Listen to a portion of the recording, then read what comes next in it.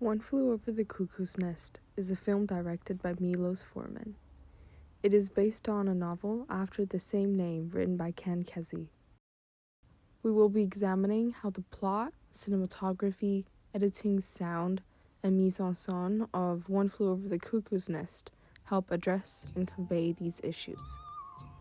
Mac is a symbol of self-expression in the mental hospital and for the patients. Whenever he tries to encourage people's individuality, he gets punished by Nurse Ratched.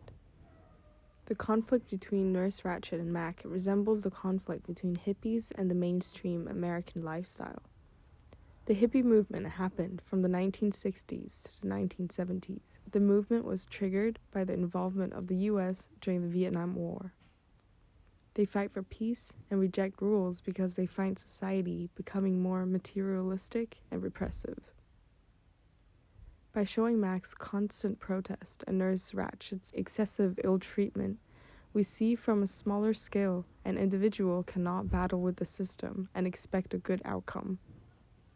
The oppression of people with mental illness is heavily addressed in this film. We see Nurse Ratched using manipulation to get what she wants. For instance, from the intense close-up and confrontation between Nurse Ratched and Billy. Nurse Ratched threatened to tell Billy's mother of what happened in order to get him to snitch on Mac.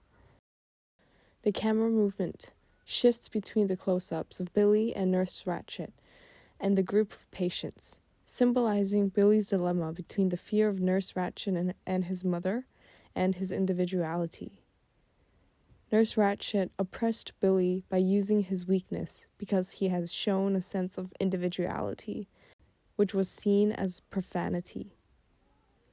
She also constantly uses fear like the shock treatment and lobotomy to threaten patients to gain authority. These treatments that were said to cure mental illnesses are inhumane and do not work, like lobotomy, which is represented precisely in the film. Lobotomy was made for the purpose to control emotions. However, the result took away people's ability to live independently and led to a loss in their personality. The surgery was banned by the time the film was released, but more than 50,000 lobotomy procedures were performed in the US. The victims that were subjected to these inhumane procedures also have no say in the decision. The film is significant in spreading the awareness that the mental health system never prioritized mental health. In the late 1900s, many mental institutions were closed, repurposed, or sold. Many people with mental illness were left on the streets and eventually ended up in jail, oppressed once again. After discussing the cultural context of this film, we will now be analyzing a 5-minute sequence closely to see how specific film elements and techniques are used to help portray the loophole of the mental health system in the United States. The Nurse Ratched has forced everyone to move out of the room in which Billy has committed suicide, has told them all to calm down. Now calm down. The best thing we can do. The camera holds a focus on McMurphy in a medium close-up.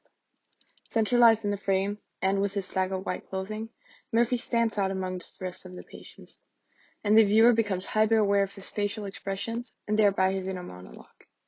He's gazing at Ratched, who's kept in frame throughout the sequence, which firstly allows for a smoother transition into his attack, and secondly gives the audience the opportunity to follow the thought pattern of Murphy that leads up to the moment, without the movie even having to use background music to insinuate the action, and thereby break its overall pattern of using mostly diegetic sound.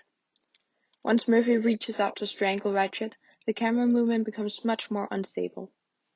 Matching the atmosphere of the scene, the camera is shaking, and it follows the actions as if it were a patient witnessing it. The camera cuts between the strangling and the patient's reactions multiple times.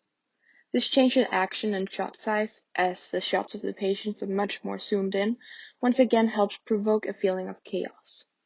By the end of the scene, we get to see a close-up of first Murphy, in which we can see the anger and hatred in his eyes, and then afterwards Ratched, who through her eyes show us an emotion new to her character, fear. As the actions lead so close and Murphy seems to both physically and symbolically be on top of Ratched, A commentary can be made on the power structure and overall symbolism of the scene.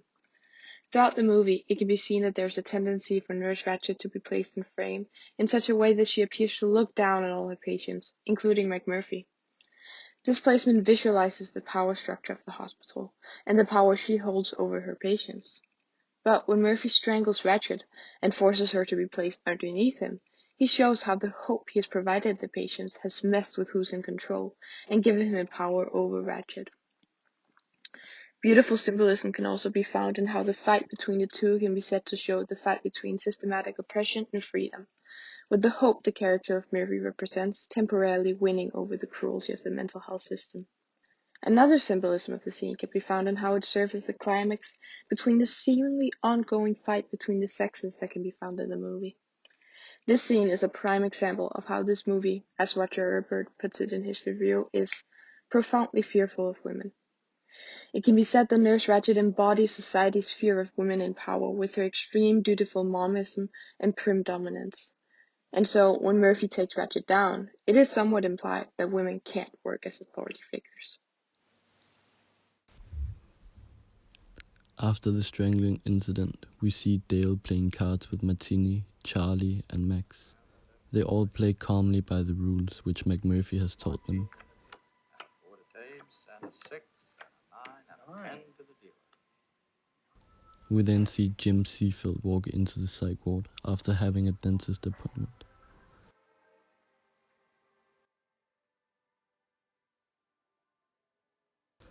Miss Ratched calmly asks Jim Seafield how it went, completely devoid of her former self, where she would have not bothered asking, and certainly not in such a tone with a smile. Miss Ratched goes from being mainly shot from the front in a very cold manner to being shot from an angle, highlighting her collar around her neck. Jim Seafield informs the other patients that McMurphy had escaped the ward by beating up 2 guards, only to have Dale Harding tell him that McMurphy is upstairs, meek as a lamb. The other patients dismay Dale's idea, as it's easier for them to delude themselves into thinking McMurphy has escaped, as he serves as a beacon of hope for their patients, and comforts them that there is a way to escape should they desire to do so. Miss Ratched, being a figure of authority in the psych ward as well as being a former war nurse, shined through in her approach to handling her patients. She knows exactly how to control the patients and what would set them off in a manic tantrum. In this extract, we see Miss Ratched being completely fine, apart from the collar, but she has had no major consequences for her actions, although she does seem like her demeanor has changed from being stone cold to a bit more caring.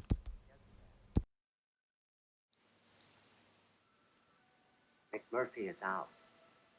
The viewer has just been shared a theory that Mac escaped, but this theory is quickly contradicted by Dale saying that Mac is upstairs and meek as a lamb.